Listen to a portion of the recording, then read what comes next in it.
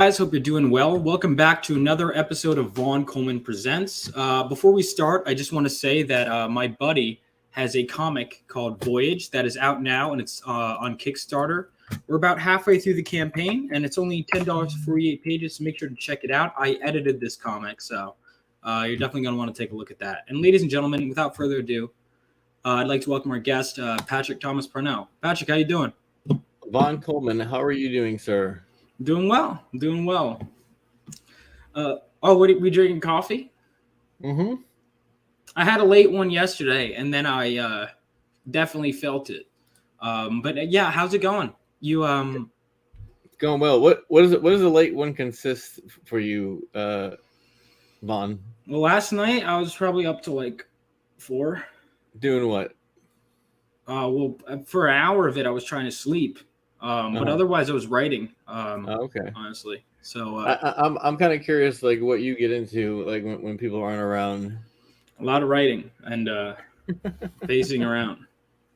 But so you're Patrick, you're a comic book artist. So what got you into comics? Just drawing in general. What got me into comic books? I really liked Saturday morning cartoons quite a bit. Like G.I. Joe and Transformers, Voltron, Mask, Silverhawks, all that stuff. And I would ride my bike down to the gas station that was down, the end of my neighborhood. And they had a spinner rack in there where they had like Saturday morning cartoon comics like G.I. Joe, Transformers.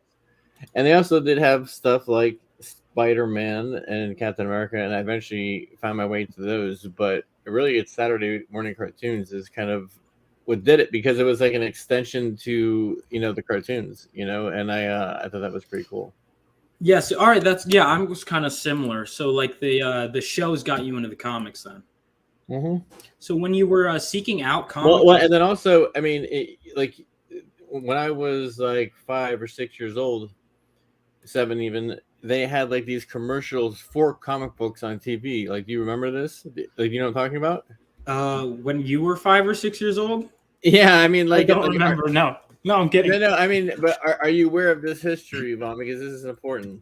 No, I probably should know. I remember seeing here. I'm gonna bring it up. I'm gonna bring it up because this is something that you need to see. All right. Because this kind of changed. This changed a lot with comic books. How comic books were sold. Here's a good one right here. Is this it? Okay, this is good. See, now I didn't think that, or I bet you didn't think that you were gonna be learning something tonight. You thought you were just gonna ask some questions, like you didn't know that you were gonna be schooled. Well, I mean, the point of asking questions, is, All right, are you sharing my screen? Yeah, I got it. Okay, so the volume is up now. This is what was happening when I was a kid. Calling G.I. Joe. Fight for freedom wherever there's trouble. G.I. Joe is there. He never gives up. He'll stay till the fight's won. G.I. Joe. Who's leader of the Joe team? Buck. He's America's best. He's in control. He's a man. Good luck, Joe. He wears his name on the legend of G.I. Joe. The Legend of G.I. Joe. New from Marvel Comics. So, like, there was like a whole string of these. Like here's another one. G.I. Joe is counterattacking. A rattler will slow them down. It's G.I. Joe against Cobra and fighting to save. And it'll be in a comic. What? In the beginning and at the end. Get the hovercraft. Joe never gives up. He's always there, fighting for freedom over land and air. G.I. Joe, American hero. G.I. Joe is there. They're beating us. We better call Zartan. What can he do? Find out in the adventures of G.I. Joe from Marvel. So, I mean, this is what was on Saturday morning cartoons. Were like commercials for comic books, if you can believe it. I just thinking about. I don't understand why they stopped doing that. I think that's insane. Well, the reason why they did it was because they couldn't advertise toys. Like there was a certain law that was in effect that they weren't actually able to advertise toys. So, but they were able to advertise a comic book that was about a toy. And then the animated series actually sprung off from this. Mhm. But I mean, this is for real. This is why in the 80s, this is why I was riding my bike down to the gas station to go get comics, because I was seeing these commercials. So But I wait, mean, did the toys came first, right? And then the comics and then the show? Is that wrong?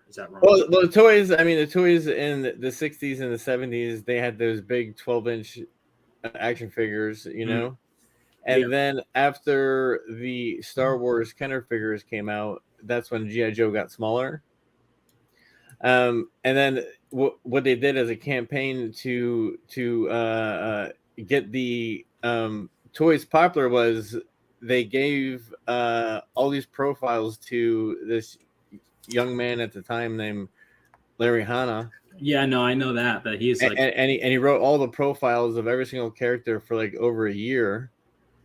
And they held back the release of the G.I. Joe release because of Empire Strikes Back, because Empire Strikes Back was scooping up all the toy sales. So they actually held off a year, and then or maybe it might have been Return of the Jedi. It might have been Return of the Jedi, but yeah, but I mean, like, that whole part of comic book and toy and cartoon history is very interesting, because it's like all three of these machines were working very well together.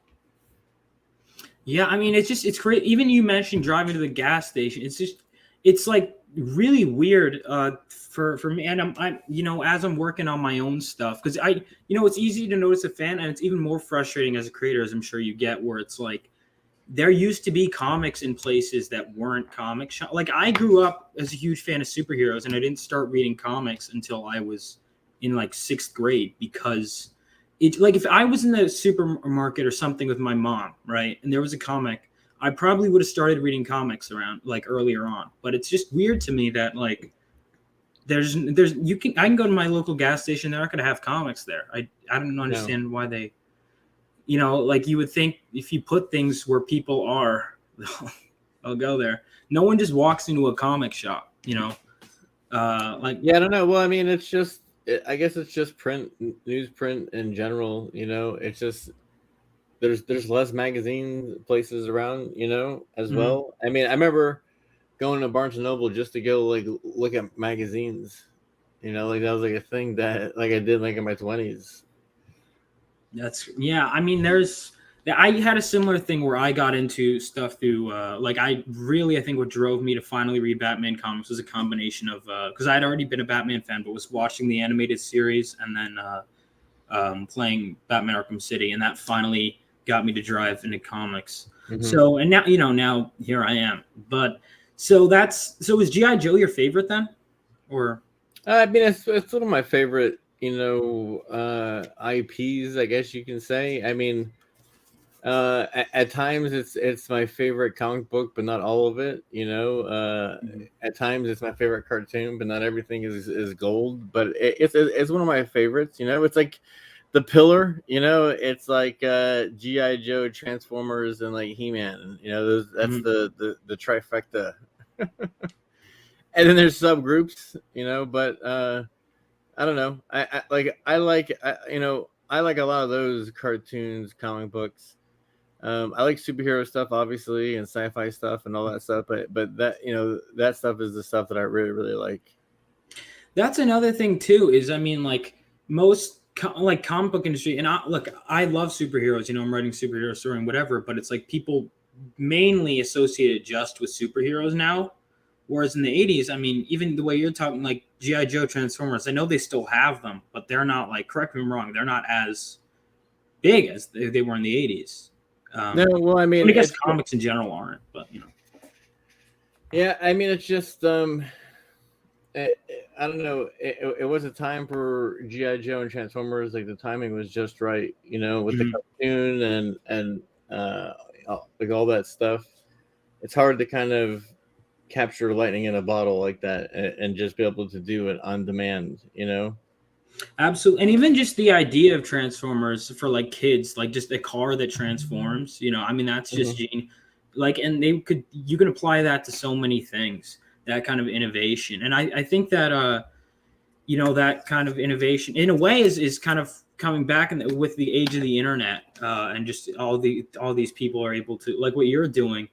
But so you were into comics, and then what made you decide you wanted to pursue it as a career and as an artist specifically? Well, I was pretty okay art when I was like young. Mhm. I remember I won a coloring contest for like a drugstore when I was a kid, and that was like a turning point because my mom realized that I was decent at art. But so I always did it, and I always doodled, and like in high school I did art, but I was also playing in a band as well. Um, Mhm. Straight out of high school, I went and did the band thing first, but I was always like reading comics on the side, Mhm. and I, I realized that I wasn't gonna be like a rock star. I was gonna have to get a real job one day, and I Nice. was like, well, like, what do I want to do? And I remember seeing those ads in the back of comic books for the Joe Kubert School. Mhm. So I filled out a little form to get like a brochure or whatever it was, and then I decided to go there. So that's how I was like, I need to do something. I might as well do something that I'm gonna want to do. I mean, it wasn't like a monetary thing. It wasn't like what job can I do that I'll make the most money. It was like what job will make me satisfied. Absolutely. And that realization is always tough when it's like, you know, like I remember at one point I was like, "Oh yeah, I'll be an actor, director, and a lead singer of a band." Like I was like, "Yeah, that's what I thought." You know, it always, but it's still. I mean, that's just And you really can do cool, that, fun. Vaughn. It's, I think you have that energy too. I have the energy. If there was like five of me, I could maybe get it done. You know, but that would, yeah, that but so coloring, but obviously, do you do coloring still? Because I know that's Yeah. or no, you do No, no, coloring. no, yeah, yeah. No, I mean, like, if time allows, like, I'll color it. I mean, with the Johnny Phantasm Extreme '93, Matt Yackee is the colorist on it, but like he and I do a little bit of switch hitting on some stuff, like like he'll jam on something, and then I might tweak it a little bit different, and then send it back to him. Then he'll mess with it and send it back to me. So I definitely get involved in coloring in some aspect on everything. That's yeah. I wonder because I know some artists just don't like coloring, or they just don't have a No, thing I for like it. I like I like coloring. I like painting. Like when I was a college instructor, I used to do live painting demonstrations where I could just do a painting from start to finish in like 3 hours. Oh wow. So I like it. I would that was something that I used to love doing for my students. I'd be like, okay, here's a project that you guys are gonna have like a month to do. Like I'm gonna do it in 2 hours. Like just so you know, like this because sometimes I would hand out these projects, these paintings or illustrations, and students would be like, "Oh my god, like I need more than like 4 weeks to do this." So I'm like, "Listen, if I can do it in 2 hours. You guys can do it in 4 weeks." But I like doing painting. I like doing graphic design stuff. A lot of my graphic design, a lot of my layouts is usually me. Unfortunately, like there are a lot of spelling errors in my stuff because I do a lot of this editing myself, messing with art, graphic design stuff, and I'm not really too keen on the spelling. So sometimes I do have some misspelled words here and there, but Well, if you ever need an editor, Patrick, you know. yeah, I'll keep that in mind. No, I but I really don't like. I don't even like seeing it anything though. Like beforehand, it's like one of those things. yeah, no, I totally get it. It's like it's weird. Sometimes I do the work. It's like finding that balance between, you know, telling everyone your stuff, and like even earlier today, I was like, oh, I want to send my friend some pencil pages, and I was no. I'm like no, because then they won't read the story, or then they'll know. Like there was like a reveal in these pages, and I'm like, no, I can't send that. It's Hmm. like but then sometimes it's like you're so iffy. I imagine especially with crowdfunding and you're marketing new IP, is this whole like finding the balance between revealing too much and not enough. Hmm.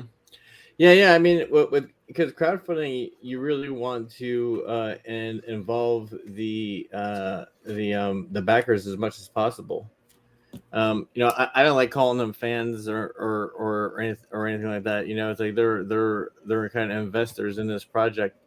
So I mean, I've had situations where I've been drawing live, like a trading card. I remember I was like more specifically, I was working on a trading card live for the 1985 campaign, and a backer in the chat, live chat, as I was drawing it, like made a suggestion. Was like, "Hey, you should do this."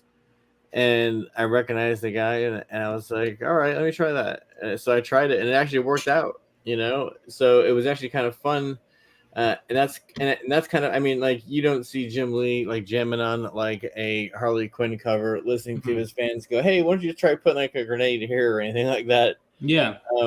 It's kind of fun, like being able to do stuff like that with backers and collectors and people who just like what we do over here. Absolutely. And yeah, I mean, you were mentioned. So yeah, that's really interesting with the just all of that stuff. And real quick, I want to get to the band thing. So you were in a band. So Mhm. what did you do? Were you a singer? Were you a guitarist? Like, what did you? I played bass, and I did a lot of songwriting. Oh, cool. Actually, like a lot of the songs that you hear in like my trailers and stuff like that, or my time lapse videos, especially if they're punk or rock or like metal, they're usually like my band, because I have a big file of just music that's all owned by me, or me and my bandmates. So it's like stuff that I could use. Oh, that's awesome. Okay, I didn't know that. I had no idea. That's so did you have any favorite like either musicians or even bass players or any favorite bands or songs? Well, yeah, well, sure. Like one of my favorite bands is, I mean, I like Iron Maiden a lot, but I Mhm. also like bands like Bad Religion as well. Strung Out is a very good band. Jim Cherry was the bass player of Strung Out. He was like one of my bass or like favorite bass players. But I mean, I could talk music all night if you want. Yeah. Vaughn. No, well, yeah, we can get to it. I just that's really cool. But I no, but I mean that's Yeah, interesting because well, I I'm big mean, in rock like too. my whole world, like before comic books, like before going to the Cubert school, and even after the Cubert school, like during the Cubert school, I was still involved in music. I've been heavy into music basically up until like the past like 6 years. Like the past 6 years, I kind of stopped doing music because I wanted to focus solely on doing art stuff all the time. Because it was like I was a college instructor, I was in a band, and then I was doing freelance art stuff for comic book companies and newspaper companies or whatever. And I had to get to a certain point where I was just like, I need to focus on just doing like one thing. So I stopped being a teacher, I stopped playing music, and I was like, let me just do this art thing, and then turn it into like a little bit of a publishing thing, and now we're making toys. So it kind of it progressed. I mean that's so you've really I mean you've done so much then, but when it comes to when it comes to your because I know you're an art now you're a writer and an artist and you just I mean I'm amazed that even when I was looking at your list I'm amazed at just how many IPs and stuff you've created. But when it comes to your art style specifically, um, I guess I want to ask, A, did you went in? I know you seems like you can do anything like painting, penciling, inking, uh, coloring. But like, did you have any specific favorite artists or ones that you pulled from the most? Yeah, well, I mean, I've been mentioning this a lot because I'm doing Zorro, but Alex Toth is one of my Mm. most favorite comic book artists. But I like dudes like Carlos Meglia as well. He worked on a series called Star Wars Underground, like right around 2000, 2001. Um, and I mean, obviously, like I like Adam and Eddie Kubert a lot as well. Um, I like Pat Lee is really good as far as like robot stuff is concerned, and Don Figueroa, who also did a cover for us. But I mean, I'm all over the place. I mean, Michael Golden is another Hmm. guy who I like. Michael Zeck, his early, GI Joe stuff is killer. Hmm. Um, Carlos Bocello as well. I like him. Oh, so you pull. Yeah, I was wondering because honestly, like I find your style like is very distinct. I remember you once. I don't know if I mean a lot of people were were impacted. But I do remember like when Tim Sale passed, that you said that he was an influence. Is that true or like? Oh yeah, Tim Sale. I mean, super big. I mean, like Tim Sale. I really took a lot from the stuff that I saw Tim Sale do. I mean, like it, like he know like so it's like I always talk about this. There's dudes that draw like anatomy based. Mm-hmm. When they draw like a figure, they'll do like a perfect bicep, and then it goes into like a neck muscle into a jaw, and they're able to render it out like perfectly all the muscles, you know. Mm-hmm. But then there's the guys in there that will just do like a shape, you know. Mm-hmm. And then what they do is they make the body parts fit in the shapes. Jim Lee, I feel like Jim Lee, like guys like Jim Lee and guys like Adam Kuber, they are like muscle more tech figure drawers. Mm-hmm. But then if you look at like Mike Manola and stuff like that, like they're more like shape based. They Cheeks, Sean Galloway, like you know, they draw in shapes. Like Tim Sale was like big into like shapes. Like yeah. like, Now that I'm looking at it, like even just like the biceps on this Batman. Hold on, let me see if I can pull it up.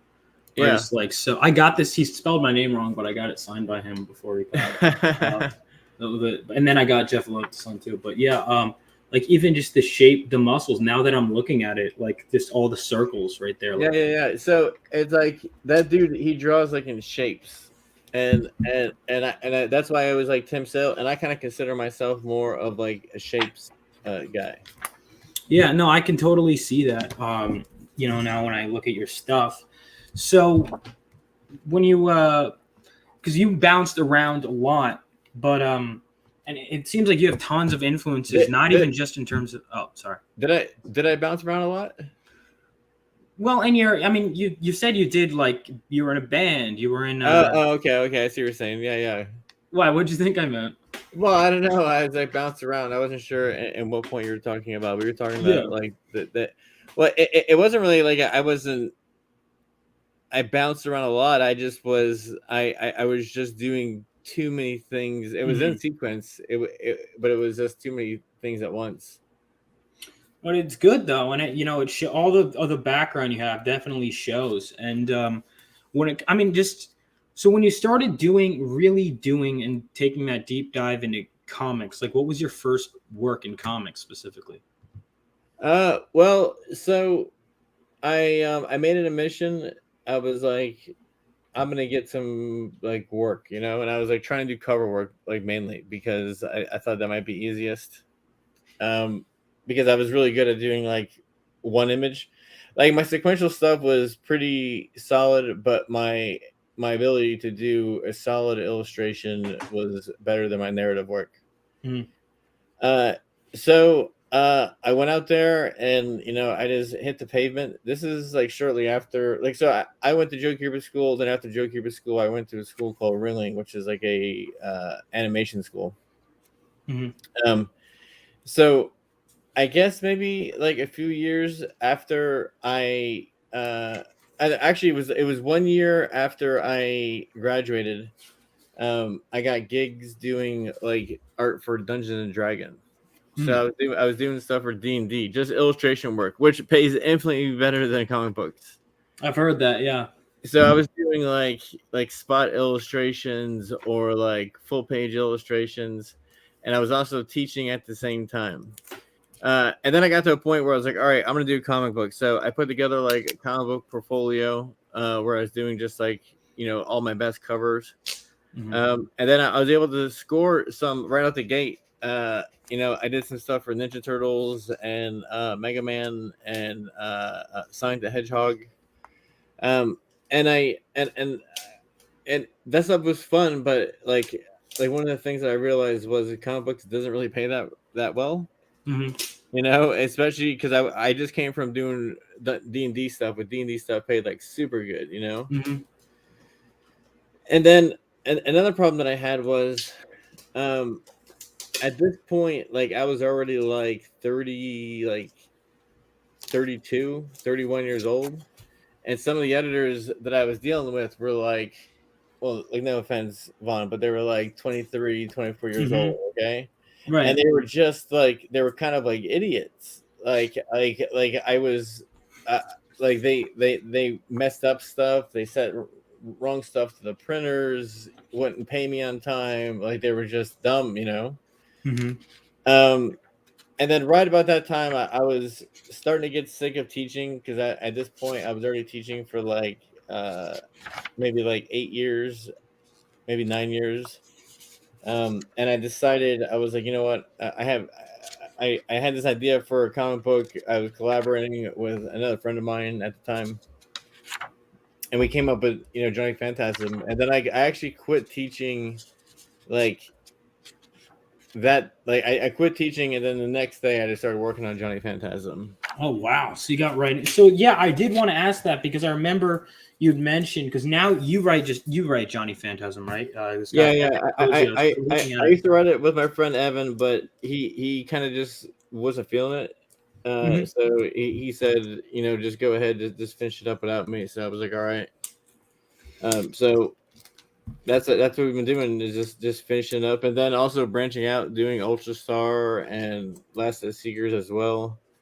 But yeah, so like again, like I quit teaching, and I jumped right into getting started on Johnny Phantasm. Like I didn't mess around, and I was already slightly getting into YouTubing before then. And then what happened right about this time is when the pandemic hit, and then like everyone was communicating more on YouTube and stuff like that, and then that's kind of where I started meeting more people online, making friends with people, hanging out with Comicsgate people, Mhm. and seeing old friends, making new friends. And that's just how it just progressed, and things just got better and better, and everyone started putting out books and good books, and now here we are today. Like we're still doing it. Yeah, I mean, it's just the amount of, and you started this. I'm sorry, what year did you come out with Johnny Phantasm? Johnny Phantasm was actually around started around like 2017, but what we were doing was we made a couple like 12-page ash cans for like New York Comic Con, Mm-hmm. and then we made one for MegaCon in Orlando. And then that's when we decided to do like a collected of all these, and like at the time, like we had 5 12-page issues, and we decided to put those all into a graphic novel. And basically it was me trying to figure out how Indiegogo worked, because this is when John Malin just launched, this is when like Nasser launched, this is like when Ethan launched. So I just wanted to try to put something up just to see how the whole thing like worked. Mm-hmm. You know what I'm saying? Yeah. So I put it up, and we didn't make that much money. I mean, like we only made around $7,000. So, but it was like I learned how to do fulfillment. I learned how to navigate StreamYard, talk to people, figure out how to work Indiegogo. So then what we did after that was, this is right when the pandemic hit and everyone did that whole pencils down. You weren't around for this, but there was this thing called I remember pencils hearing about it. No, I do Okay. remember that.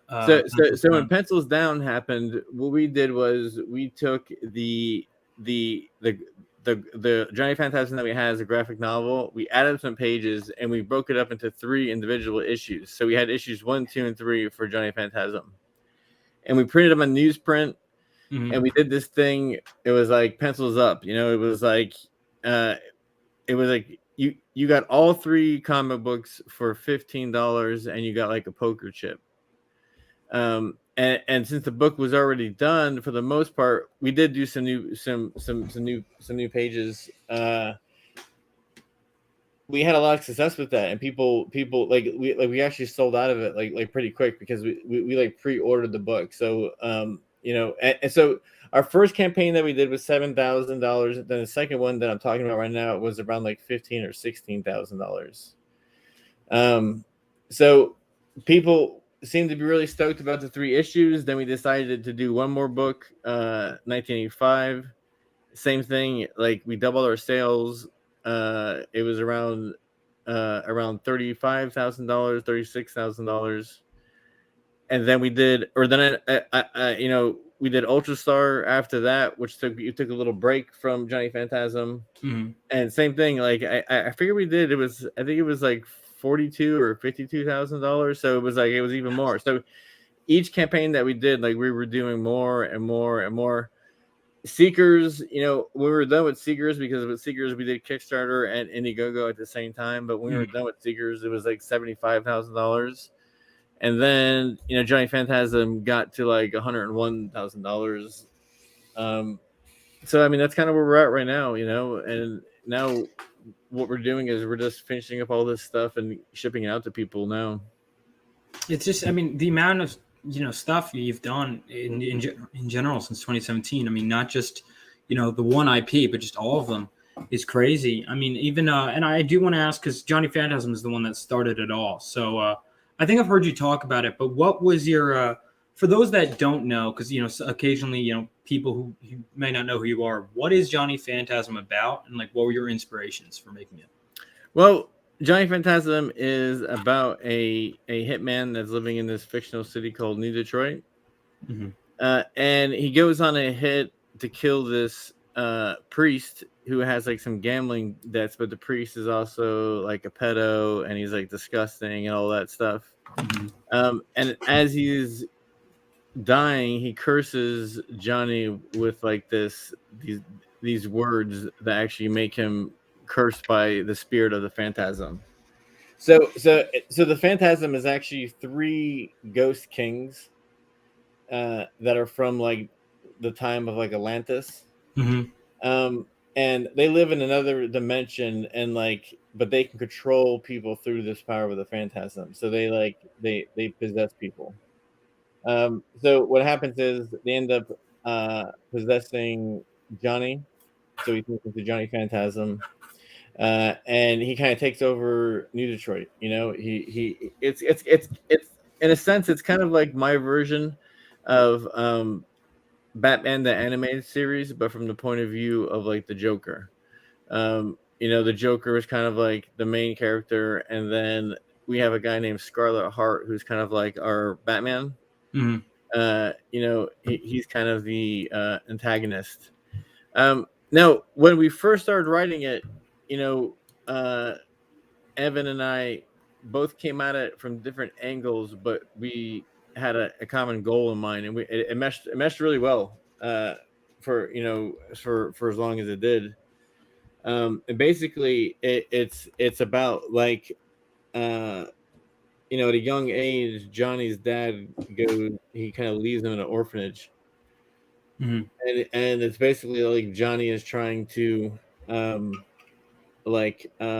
impress like his dad, like get the attention of his dad. Right.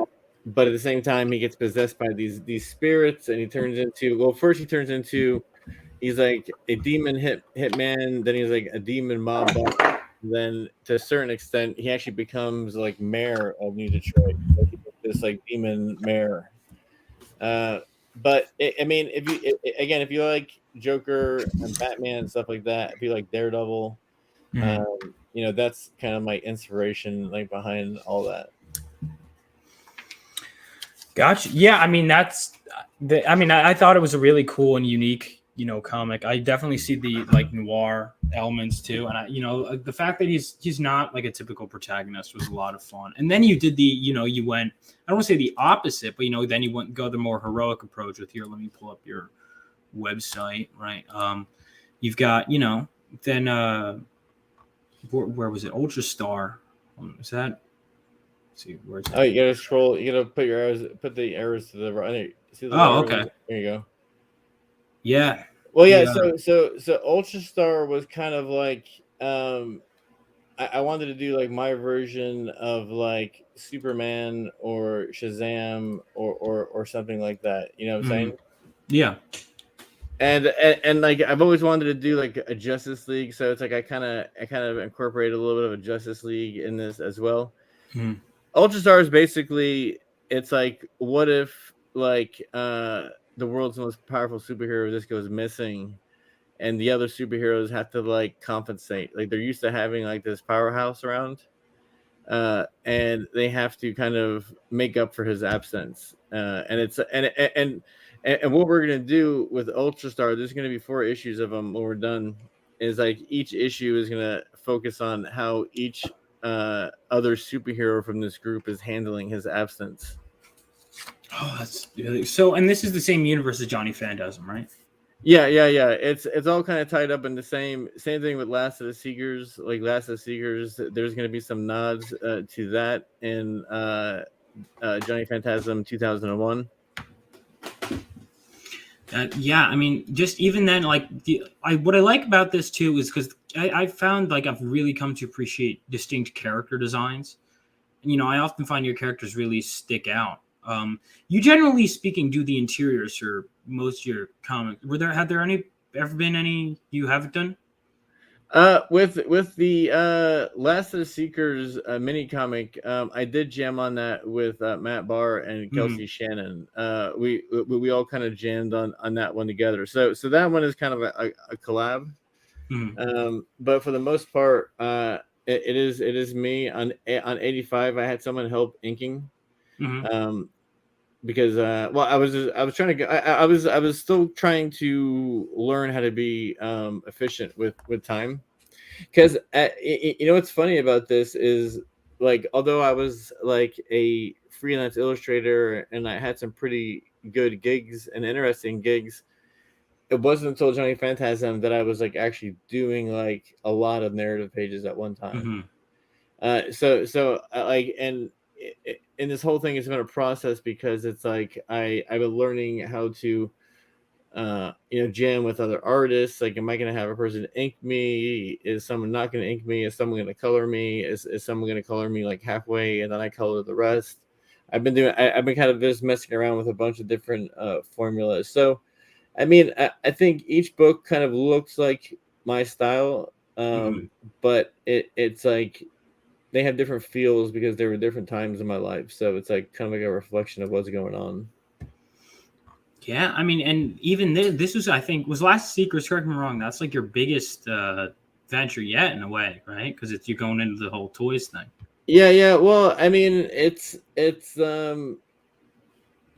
definitely a lot of work. So I guess I guess it is like the biggest venture yet.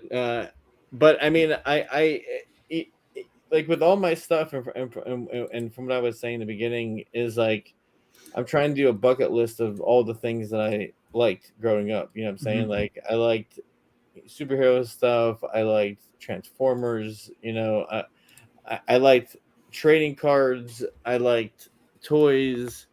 So what I'm trying to do is I'm trying to do my dream projects, but I'm trying to, like, I think people want to see them too. Like my take away from this is, like, when I present something to people are like, oh yeah, I like that, I want that too.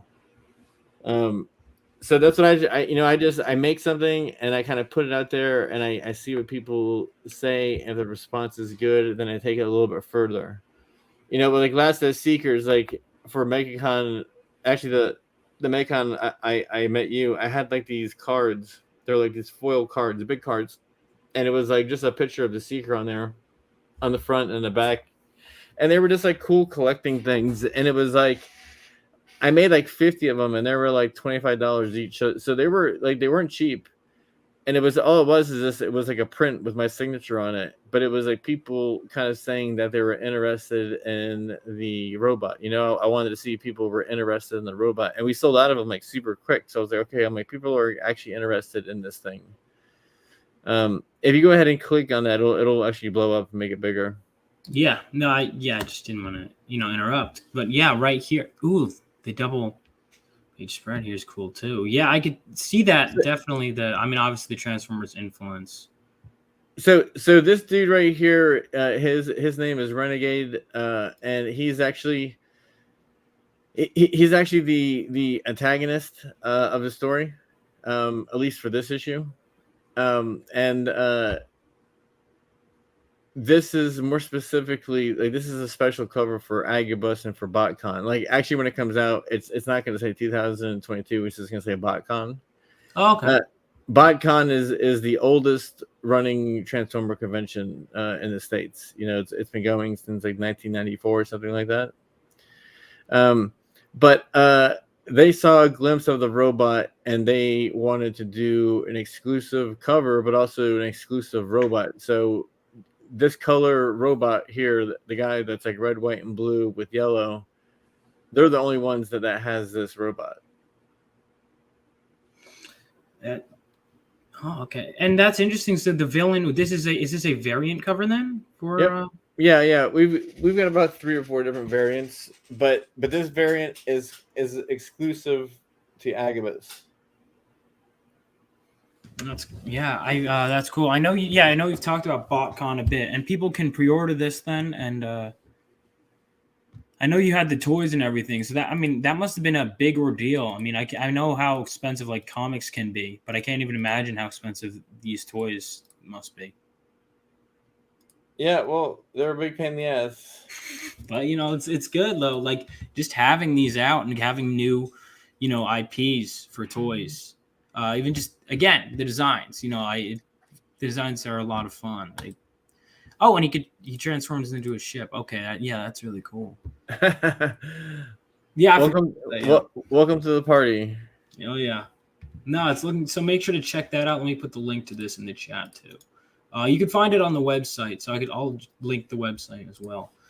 But yeah, I mean, right. So you're covering like I'm trying to think. So you haven't done any military stuff though yet, right? Because talking about the GI Joe, like you haven't done any. No, like not yet. Like I'm still kind of contemplating like getting involved in certain stuff. Mm-hmm. I have ideas. In the Ultra Star universe, there's a character named General Star who's actually from the military. Mm-hmm. So I thought possibly scratching that itch with the General Star character, like maybe not go off on a whole like GI Joe tangent, just like one comic book just devoted to it. And then it's like with Ultra Star, there's a character in there who's kind of like his name is the Red Spade, and he's kind of like a Assassin's Creed type guy, and he's kind of like a Batman type character. So it's like I have like a Batman itch that I want to scratch. I've got like a GI Joe itch I want to scratch.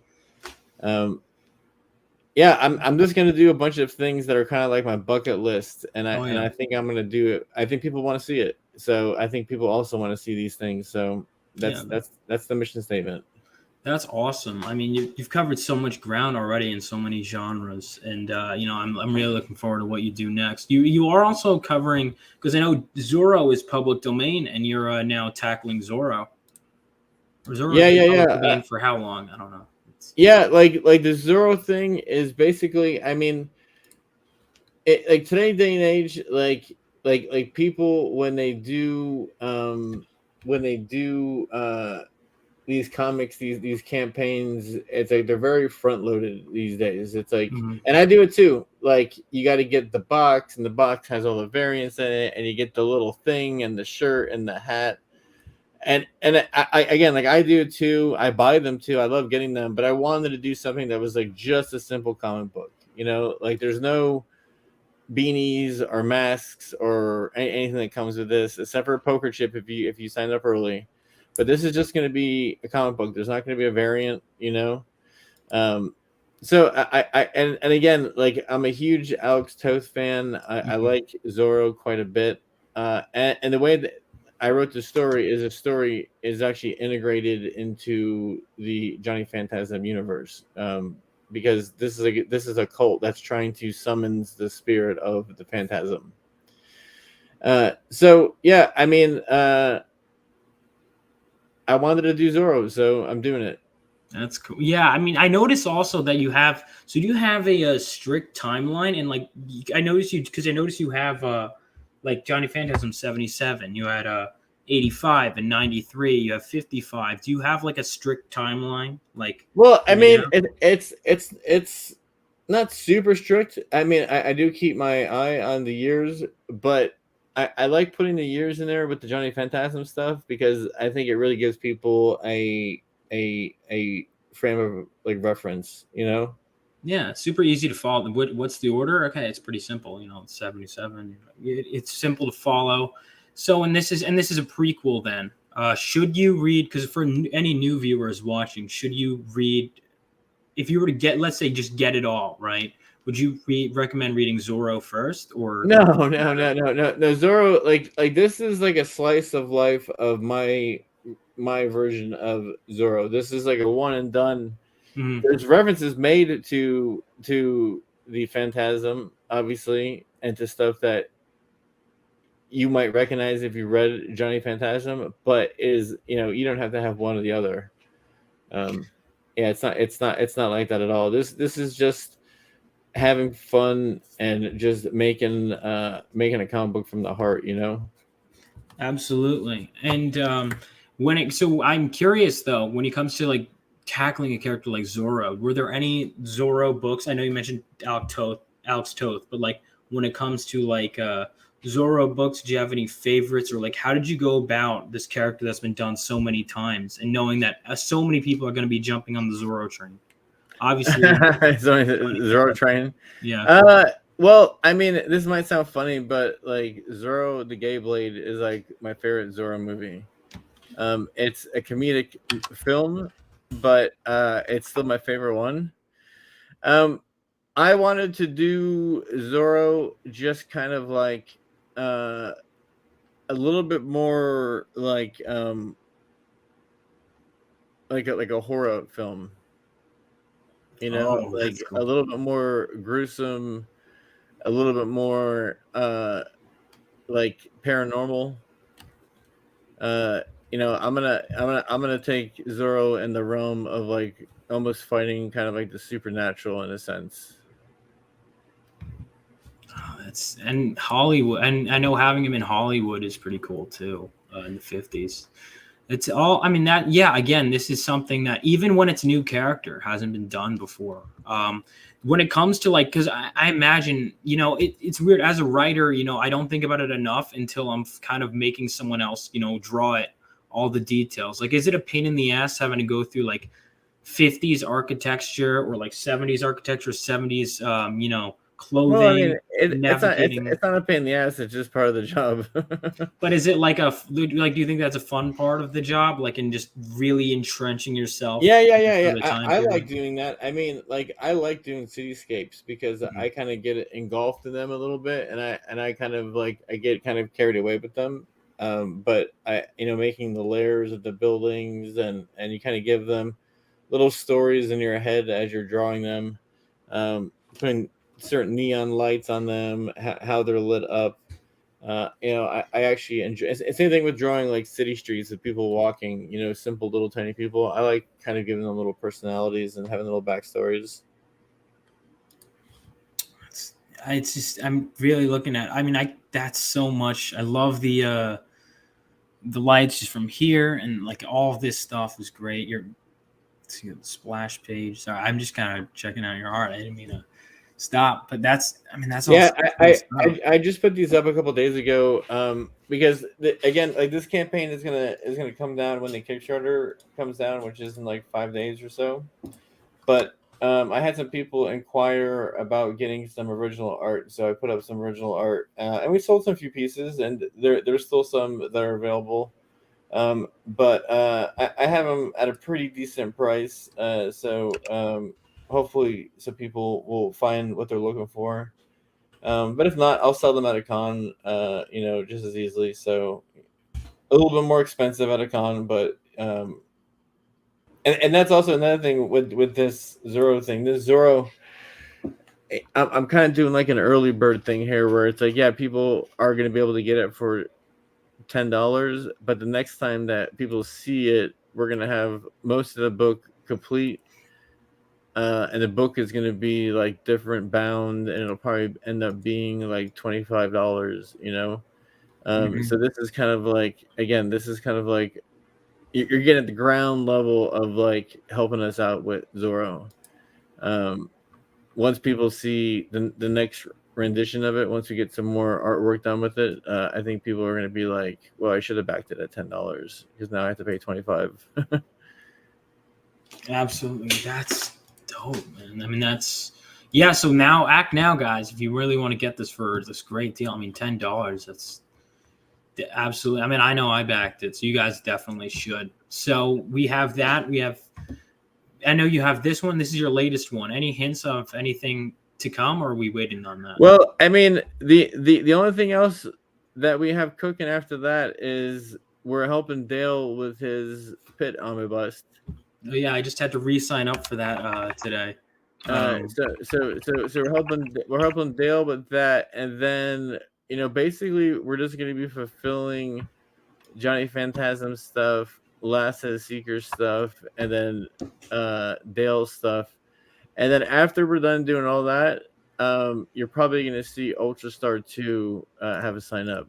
So Ultrastar 2 will probably be like the next project.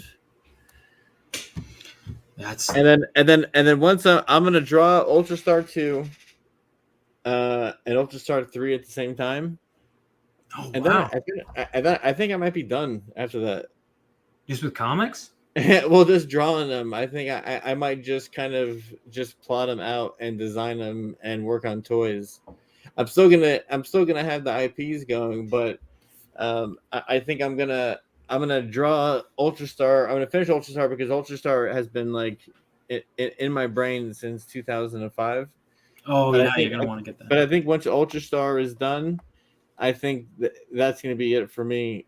I'm just gonna art direct and do stuff like that and find fun young lads like yourself to like write the new Johnny Phantasm for me. Hey, would you do that for me, Vaughn? Absolutely, I'd love to.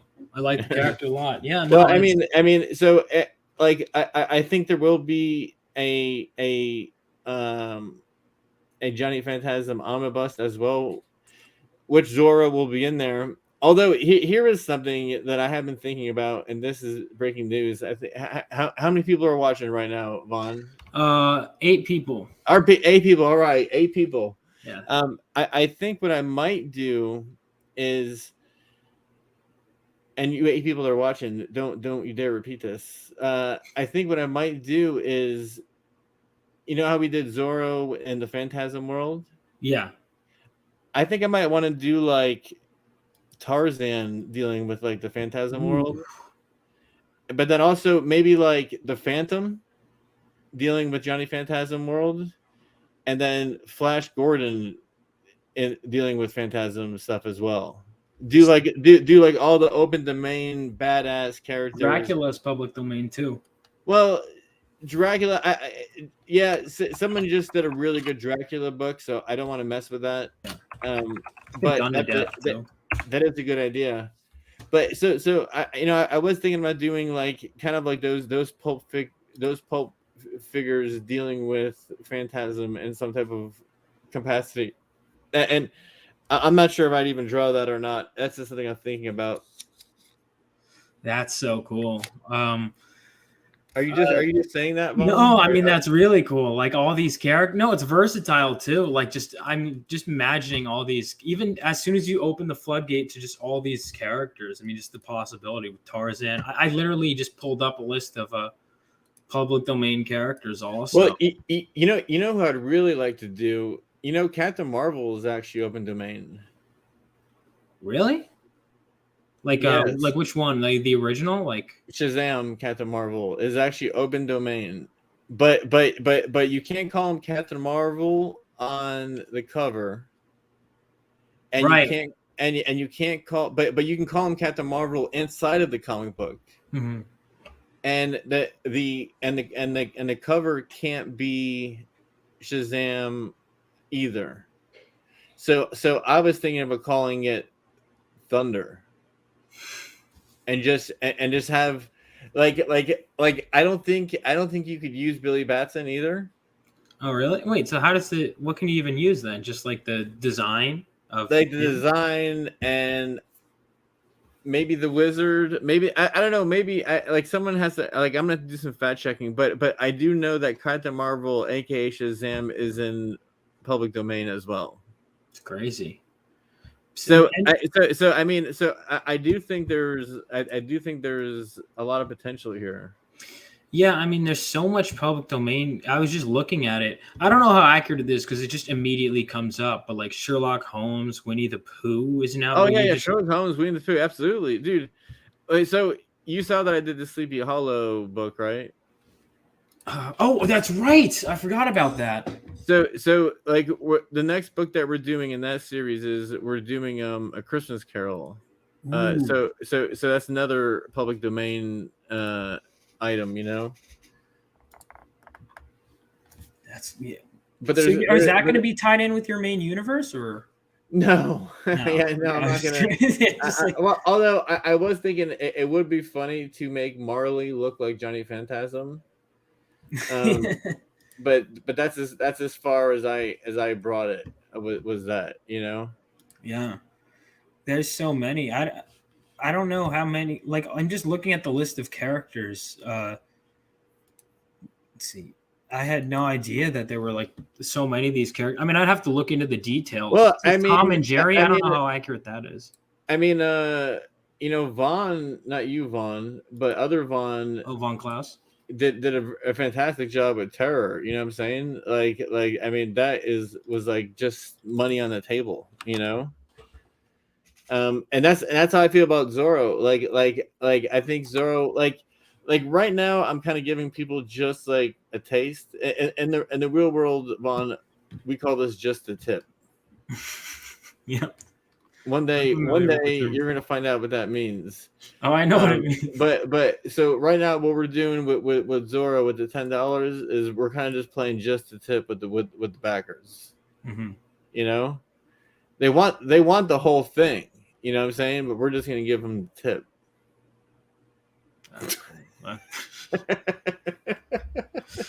That's really funny.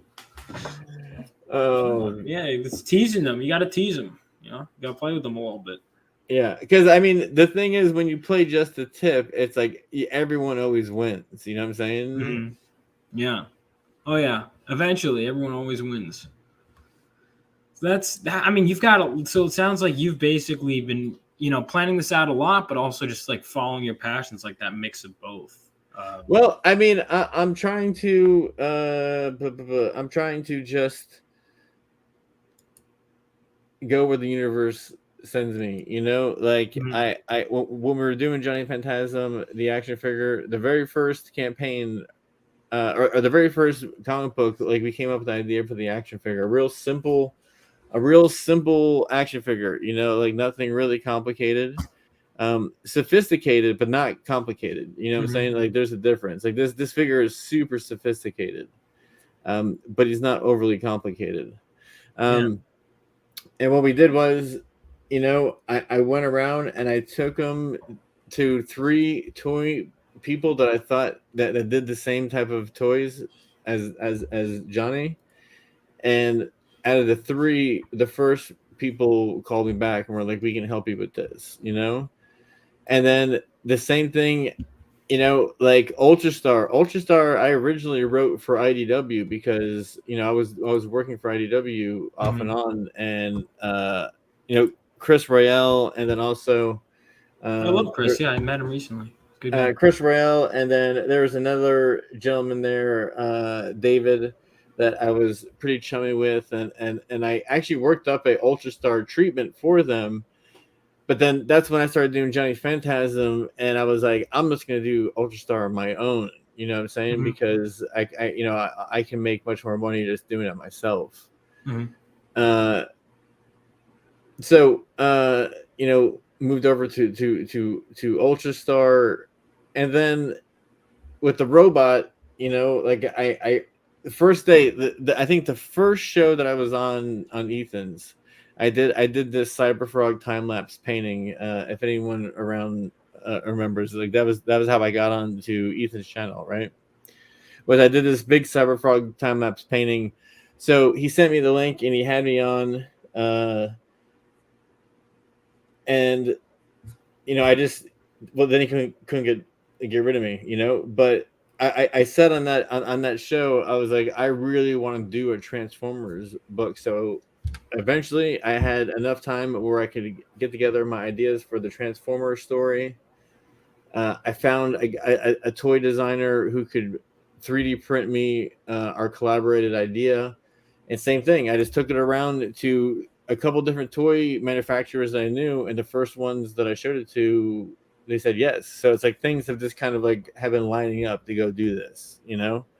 If something is like a no, then it's like obviously you have to like position yourself. But I mean, a lot of what we've been doing has been kind of yes, go do this. So So that's what we're was it doing. when you did the? My computer's dying. Oh shit! There we go. I plugged it in. All right, what are you saying? So with the toy design, so that was the Johnny Phantasm. You made that more recently, or did you make that earlier on? Say that again. When the Johnny Phantasm, you made that like more recently, or did you make that earlier on? One more time, Vaughn. I'm sorry.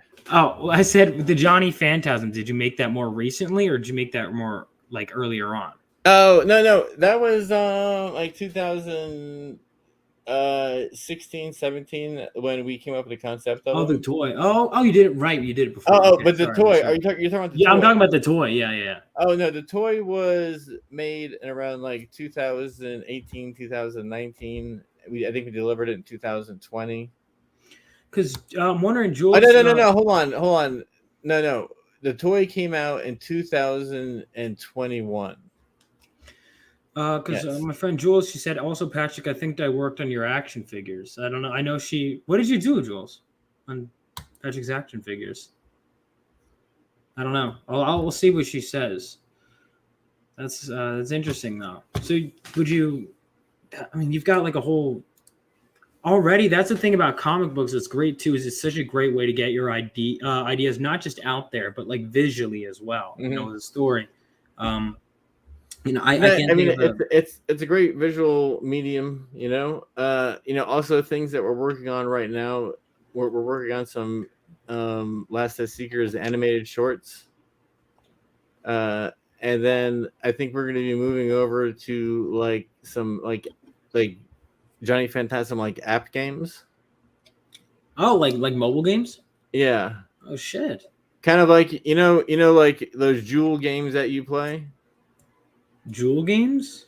With the jewels fall. Oh yeah. Like those like Candy Crush and shit. We're working on a casino Johnny Phantasm themed jewel game. Oh, that's perfect. That's a perfect fit. But so I mean that's kind of like the future that we're looking for is like, and it's gonna be kid friendly. It's not gonna be like an actual gambling game. It's gonna be like kind of, I mean, as kid friendly as like Mortal Kombat is, Right. So like, yeah, like where it's like says 18, but it's like really it's like teenagers, like that kind of.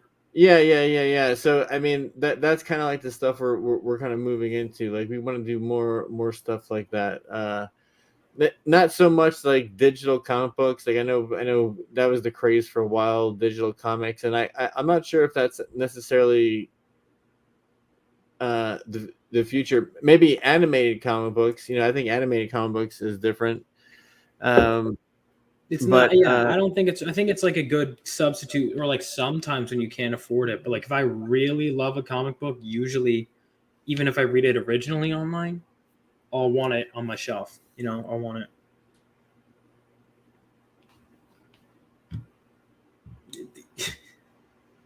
You there? Yeah, no, I'm reading the chat. Juju saying, I don't want to say the company. I have a lot of shipments. One to Patrick Thomas Parnell. Okay. I get lots of toys shipped here, so it's hard to tell. That's cool. I know what she's talking about. But I don't know what this means. I'm a visual medium. I don't know what that means. But you know what she's talking about? Yeah, I think so. Well, write in the private chat, and then I'll tell you if that's right or not. If you know it.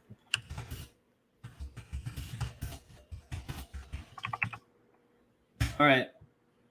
There you go. Oh, okay. Well, yes, absolutely. Okay, yeah. Yeah. No, so I work with Toy Pizza. Like Jesse is a pretty good friend of mine. Um, like Toy Pizza was the first company that I reached out to. I reached out to Toy Pizza and Killer Bootlegs, and actually Super Seven. And all three got back to me, and all three were enthusiastic about helping me. But I just liked Jesse at Toy Pizza more.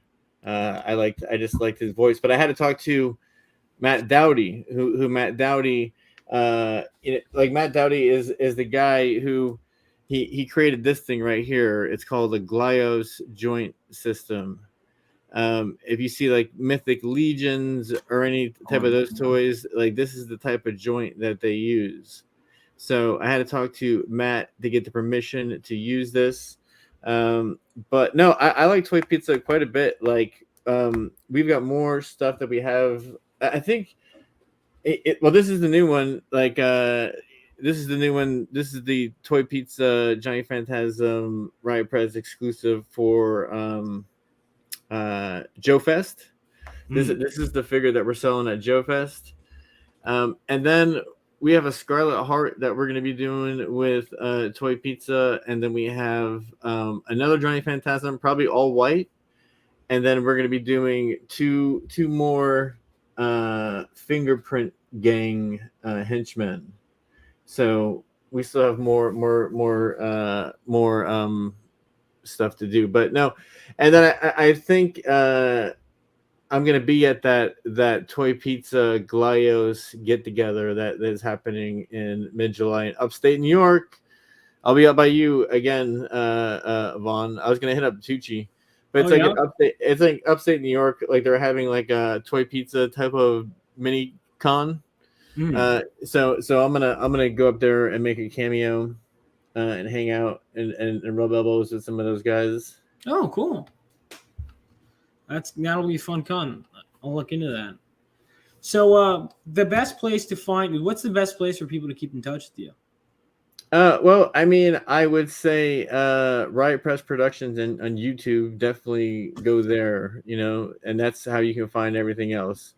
Look up Patrick Thomas Parnell on Instagram, on the Twitter, and you'll find me. And also riotpressproductions.com is our website. Our shop is on there. Just remember Riot Press Productions and then Patrick Thomas Parnell, and you'll find everything else.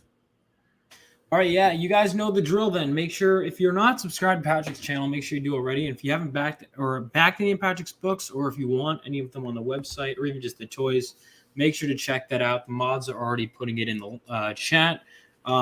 Zorro, you're going to want to get it now while you still can for this price. Is there anything else you want to mention before we close out? Or no, I mean that's just it. There's a lot going on. Just staying tuned to the YouTube, and you'll know about everything that's happening. But yeah, we have a lot of stuff going on.